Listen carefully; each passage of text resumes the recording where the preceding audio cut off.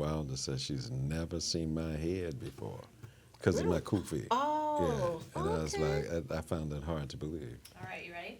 I'm ready. All right, 3, 2, 1.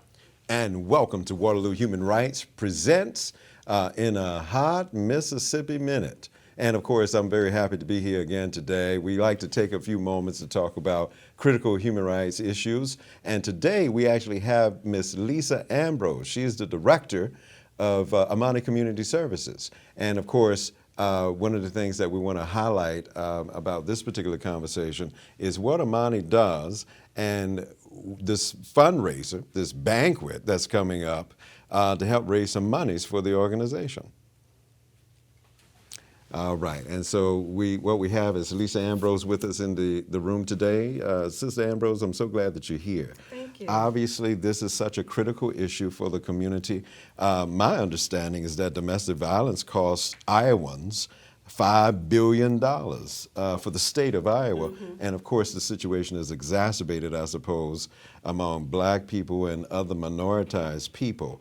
And so we want to help raise monies. And you're doing something that we haven't done before. We're collaborating specifically with Le Christopher's Southern Cuisine. You've helped us before with Le Christopher's. Do you think this is going to work pretty good? I think so. I mean, your food is delicious. Yeah. I mean, I think for the fundraiser, where can you go to get a meal like that? You know, usually That's you go to what a I said. fundraiser, they give you like a little small chicken breast and a little dollop of stuff. That's but your right. food is delicious. I mean, it's soul food, chicken, greens, everything. I mean, the food is delicious. I love it. Wow. I appreciate the little commercial. We really do like serving the community through the Christopher Southern Cuisine. As you said, chicken, fried chicken, baked chicken, collard greens, cabbages. You know that Shirley Caesar thing? Is it? Yeah. There you Almost go. saying it, but yeah. But anyway, yeah, and the fundraiser is obviously for a great cause. Now, this is going to happen at Jubilee UMC Freedom Center on October 13. And so we certainly hope that people are making a note of that, so they can put that on their calendars. The tickets are $50 per person. And we hope that you understand that not only are you helping with the fundraiser, but you are getting Le Christopher Southern Cuisine meal. But back to Amani Community Services, what exactly do you do, Director Ambrose? So basically, Amani was started way back in 2014. They saw that there was a need for a culturally Pacific agency, really just working with African Americans and people of color, because they already have these agencies already in Des Moines. Like they have it for Latinos, they have it for Asians, the LGBT, African descent, and of course, we're last. And so the opportunity presented itself, and so me and a couple board members got together and decided to write for funding. Yeah. And so we currently have offices here in Waterloo, Cedar Rapids, Davenport, and Des Moines. And so unfortunately, like you said, we do have a big problem here in Waterloo, in the whole state of Iowa, particularly around domestic violence and sexual violence. And so our agency here is to provide those services to people that look like you and I. Yeah. What kind of services do you provide, by the way? I know I've had some interactions with you before, but can you spell that out for the people? One of the things that we want to make for our community here is, first of all, to access our services easily. So you don't even have to come to the office to even look at someone, because we realize in this small community, a lot of people, we don't want people to know what we're going through. We realize confidentiality is very important in a small community like this. And so you can always call, you can email, you can text, and talk to us about the concerns or the issues that you're having at that time. And each client is served differently. And so we have done things from, of course, we work with the other agencies here in the community, Riverview, Waypoint, and Cedar Valley Friends of the Family. And we all do different things, but we all are still here for victims that are dealing with domestic violence. And so maybe we would maybe put a client, say a client calls at 1 o'clock in the morning, because we do have a crisis line, so we're available 24 hours a day. Say it's 1 o'clock in the morning, I would find them a hotel. Our advocate would probably follow up with them the next day. Maybe, if it's a mother with children, of course, that's traumatic. Going into a hotel, there's no food, there's no clothes, different things like that. So we may, buy some food for this person and have another advocate follow up for case management. And in that would look like finding them something more permanent. Right. Because my funds are so limited, I maybe can only do a couple nights. Yeah. So different things like that. We've had people come under the assumption that this relationship was going to work, from maybe like out of town. Right. And then they get here, they have no friends, they have no family.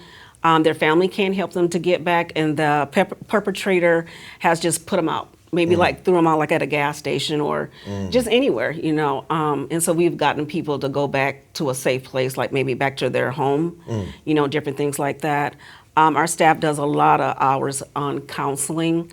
We're not therapists, but they are trained to talk about domestic violence. And then, of course, we would want them to address their mental health as well, and we would refer them on to another therapist. But there's so many array of things that we can do. If you need a no contact order, you can have someone go with you. Say if you were physically abused, black eye or cut or stabbed or something like that, we could accommodate you, to the facilities that you would need to go to. Right. And then there's other agencies that, the homicide unit, different things like that, that we would refer you to because they have services as well. You do a lot. We You do a lot with under 10 staff. Wow. And we, as usual, as black people, we got to do more with less. Yeah. And so I want to stress to our community that we're the only ones here.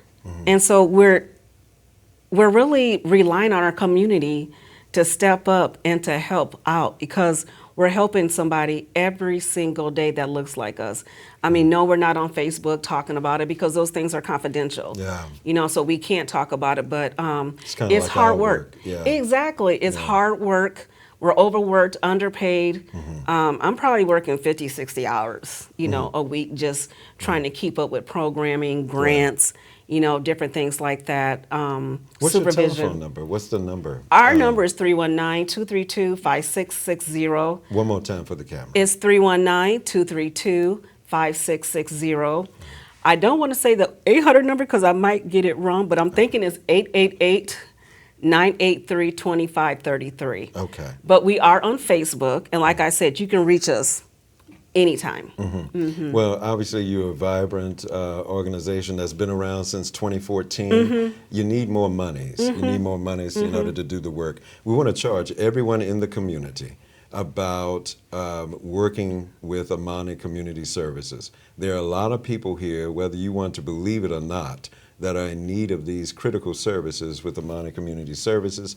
Domestic violence, sexual assault has always been a problem, and we need you to be supportive. And perhaps you can be supportive with this fundraiser that's coming up on October 13, $50 a ticket. There'll be more information coming out about that. You can contact us with the information that will probably be scrolling, after this show. But again, we just want you to know that this is Waterloo Human Rights. I'm the Executive Director, Abraham L. Funches Jr., and this is a Hot Mississippi Minute. Yeah, Thank you. Yeah, so hopefully you got some stuff out there. You got the number out there, so we're